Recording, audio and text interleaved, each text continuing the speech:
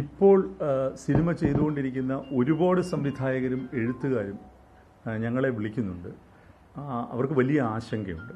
കാരണം അവരുടെ സിനിമകളിലെ കഥാപാത്രങ്ങൾക്ക് ഇത്തരം പേരുകളുണ്ട്. അത് ഒരു മതവുമായി ബന്ധപ്പെട്ടല്ല, വിവിധ മതവുമായി ബന്ധപ്പെട്ടതിൻ്റെ പേരുകളുണ്ട്. ഇപ്പം നിങ്ങൾക്കറിയാം, മുമ്പ് ഈശോ എന്നൊരു സിനിമയ്ക്ക് ഇവിടെ പേര് വന്നപ്പോൾ ഒരു പ്രതിഷേധം ഉയർന്നു. പക്ഷെ അത് ഈ രീതിയിലേക്ക് അത് വളർന്നിരുന്നില്ല. അപ്പം നമുക്ക് പൊതുവേ ഈ സെൻസർഷിപ്പ് എന്ന് പറയുന്ന ഒരു സംഗതിയെക്കുറിച്ച് തന്നെ നമ്മൾ പുനരാലോചന ആവശ്യമാണ്. ഒപ്പം ഈ ഗൈഡ് ലൈനുകളിൽ കുറച്ചുകൂടി വ്യക്തത വരുത്തണം. ഞാൻ നേരത്തെ വായിച്ചതുപോലെ എങ്ങനെ വേണമെങ്കിലും ആർബിട്രറി ആയിട്ട് വ്യാഖ്യാനിക്കാവുന്ന വളരെ സാമാന്യവൽക്കരിക്കപ്പെട്ട ചില തത്വങ്ങൾ മാത്രം മുമ്പിൽ വെച്ചുകൊണ്ട് നമ്മൾ ഫോം ചെയ്യുന്ന അതോറിറ്റി കോമ്പിറ്റൻ്റ് ആണെന്നുള്ള ഉത്തമ വിശ്വാസത്തിലാണ് നമ്മൾ സിനിമ സബ്മിറ്റ് ചെയ്യുന്നത്.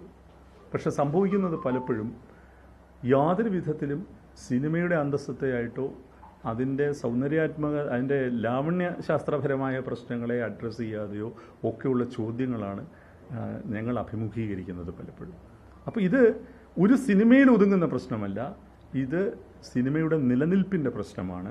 ആ നിലനിൽപ്പിൻ്റെ പ്രശ്നത്തെ ഞാൻ നേരത്തെ സൂചിപ്പിച്ച പോലെ ഫെഫ്കയുടെ മാത്രം ചെറുത്തു നിൽപ്പല്ല, ഇത് പണം മുടക്കുന്ന നിർമ്മാതാവിൻ്റെ, എനിക്ക് തോന്നുന്നു ഏറ്റവും വലിയ സ്റ്റേക്ക് അവരുടേതാണ്.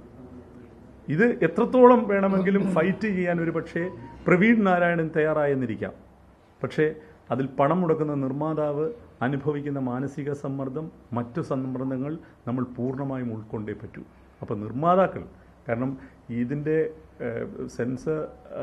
CBFCയുടെ സർട്ടിഫിക്കറ്റ് ഇഷ്യൂ ചെയ്യുന്നത് നിർമ്മാതാവിനാണ്. അപ്പം അതുകൊണ്ടാണ് നിർമ്മാതാക്കളുടെ സംഘടന തന്നെ മുമ്പിൽ നിന്നാണ് ഈ പ്രതിരോധം നയിക്കേണ്ടത്. അതുകൊണ്ട് ഞങ്ങൾ അവരുമായിട്ട് സംസാരിച്ചു. ഞങ്ങൾക്ക് മുമ്പേ ഇത് നിങ്ങളോട് പറഞ്ഞതാണ്, അത്തരത്തിലുള്ളൊരു സമരത്തിലേക്ക് വരാൻ അവർ തയ്യാറാണെന്ന്. അതുപോലെ തന്നെ അഭിനേതാക്കളുടെ സംഘടനയും. അപ്പോൾ ഇത് തുടർന്ന് നിൽക്കുന്ന ഒരു സംവാദം ഉണ്ടാകട്ടെ. അതിൽ സിനിമയ്ക്കുള്ളിൽ നിന്ന് മാത്രമല്ല, സിനിമയ്ക്ക് വെളിയിലുള്ള സാംസ്കാരിക രാഷ്ട്രീയ പ്രവർത്തകർ എല്ലാം ഇതിൻ്റെ ഭാഗമാവുകയും ഇടപെടലുകൾ ഉണ്ടാവുകയും വേണമെന്നാണ് ഞങ്ങളുടെ ആഗ്രഹം. അതങ്ങനെ തന്നെ സംഭവിക്കും എന്ന് ഞങ്ങൾക്ക് നല്ല ബോധ്യവും പ്രതീക്ഷയുമുണ്ട്.